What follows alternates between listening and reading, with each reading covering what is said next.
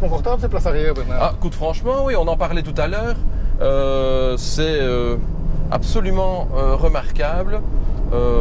Voilà, je suis assis, je dirais presque aussi bien, si pas mieux qu'au niveau des places avant, avec les multiples réglages qui me sont proposés. Franchement, c'est waouh. Et donc pour parler du cœur de la bête, donc c'est un V8 biturbo. Ouais. De 550 chevaux. Tout à fait. 4 litres. Ouais.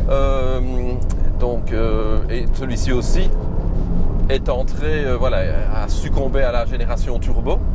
Et donc, c'est une ultime évolution qui va encore en subir quelques-uns en matière de puissance, puisqu'ils vont y adjoindre la technologie hybride qui lui fera carrément gagner pas loin de 150 ou 200 chevaux. Oui. Donc elle frisera, elle dépassera les 700 chevaux lorsque la version turbo hybride sortira.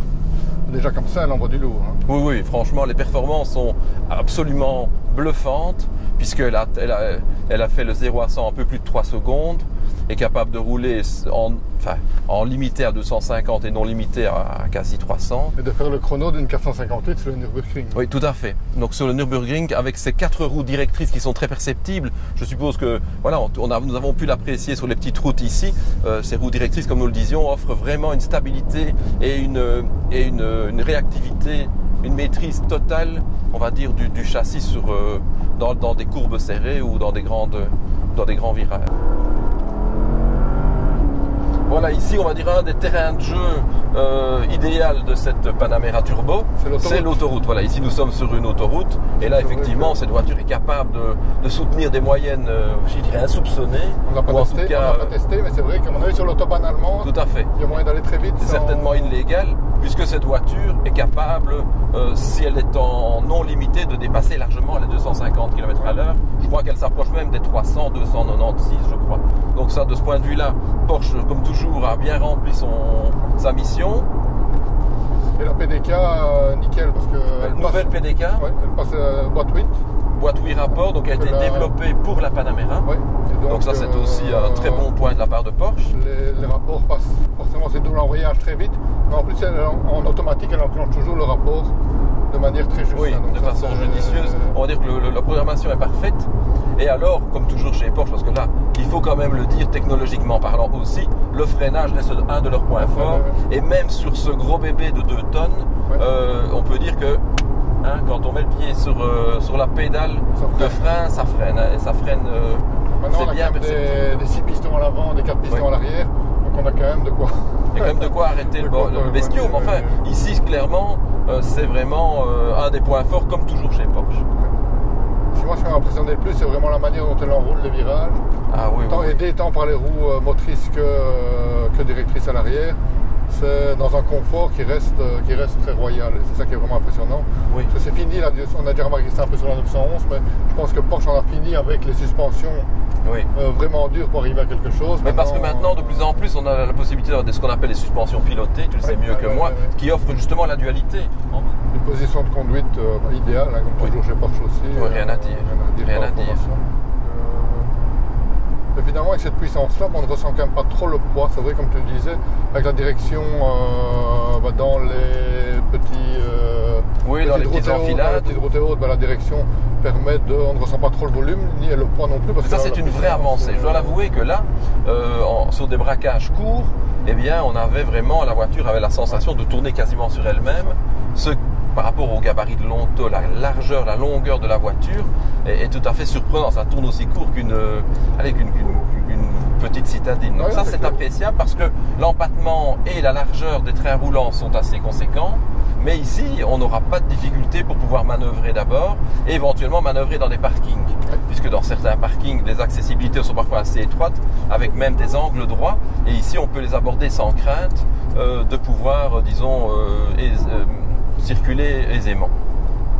Et ici, avec la puissance du moteur et le couple surtout du moteur, on ne ressent pas non plus spécialement le poids, et ça c'est quand même agréable. Et d'ailleurs, ce moteur qui est pour l'instant, donc on l'a dit, le haut de gamme en matière de puissance, il y a bien sûr un V6 essence, il y a un diesel, un gros diesel, et va suivre alors la turbo auquel on va adjoindre la technologie hybride.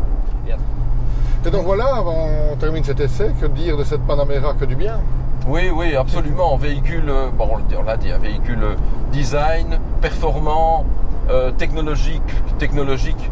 Voilà, franchement, Porsche fait toujours du bon boulot et essaye de toujours garder son leadership.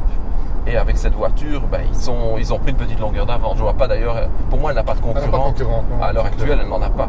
Qui offre cette dualité, non, ça, je ne lui en trouve pas. Soit on a des voitures plus sportives mais qui n'ont pas ce côté limousine, soit on a des limousines mais qui n'ont pas le côté ultra sportif et un peu le design de cette voiture. Donc franchement... Donc je pense qu'en repartant de zéro, plutôt que d'essayer d'améliorer le modèle qui n'a pas fait l'unanimité, on le disait en intro, bah ici je pense qu'en repartant de zéro, ils sont vraiment arrivés avec plein de nouveautés, de nouvelles plateformes, qu'ils vont inaugurer l'Audi A8, on en a pas, nos nouvelles boîtes, les roues directrices, donc c'est vrai qu'ils amènent plein de nouveautés qui fait qu'une électronique qui arrive au sommet, donc une finition irréprochable.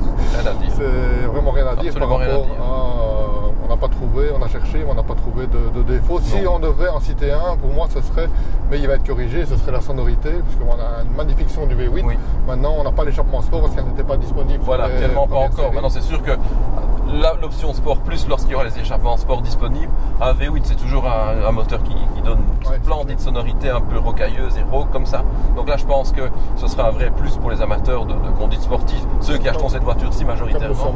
Voilà, ceux qui achètent cette voiture-ci manifestement s'ils acceptent de payer un tel prix, parce que c'est quand même un certain prix, mais bon, là ici c'est incontournable. Voilà, c'est pour Porsche, là ça sert à rien d'entrer dans ce sujet, mais voilà, ils auront ainsi la possibilité d'avoir en plus une sonorité qui va les combler. C'est incontournable parce qu'ici il faut reconnaître, vous aurez les bandes son, c'est pour ça qu'on précise, attention, elle n'a pas l'échappement sport.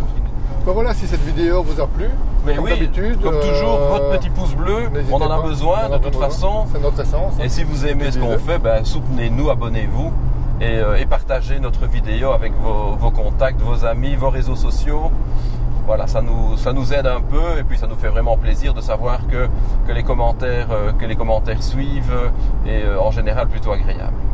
Donc, petit élément aussi quand même qu'il faut souligner, c'est que l'été arrivant, les vacances scolaires arrivant, on va un petit peu... On va prendre un peu de recul pendant quelques semaines, mais on sera toujours là, mais on va lever un petit peu le pied, on va être là pendant les 2 mois de vacances, on va lever un petit peu le pied au niveau de la fréquence, on sera plus sur un essai par semaine, donc ne vous étonnez pas si vous ne nous retrouverez pas toutes les semaines, on va quand même tâcher de vous amener du contenu. Mais dès le mois d'août, on vous retrouve et on vous souhaite en tout cas de passer de belles vacances.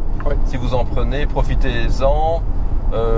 Et voilà, faites-vous plaisir au volant de vos voitures, quelle qu'elle soit. Partagez votre passion comme nous essayons de le faire avec vous. Salut les petits pouces et à la prochaine. Allez, à bientôt. Ciao.